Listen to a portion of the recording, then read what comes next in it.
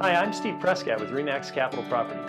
With all the uncertainty in today's environment, you may be feeling scared about some outcomes, you may be feeling you need to process more about what's actually going on, or you may be feeling just fine and there's a lot of overreactions. Whatever you may be feeling, I want you to know there are always opportunities in every market. I've heard many people discussing the stock market and possible opportunities. I'm not a financial planner, and actually that's a good thing, so I can't help you there. But I do have a lot of experience in real estate and real estate investing. Something to consider at this opportunistic time is investing in real estate. The interest rates are incredibly low.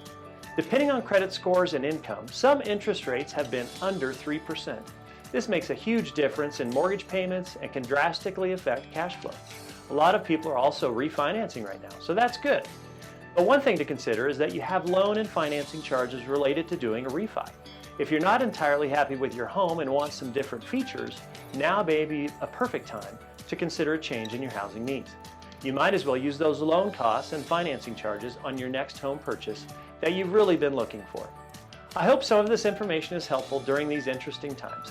If I or anyone at REMAX Capital Properties can assist you with your real estate needs, please reach out to us. Good luck and happy spring.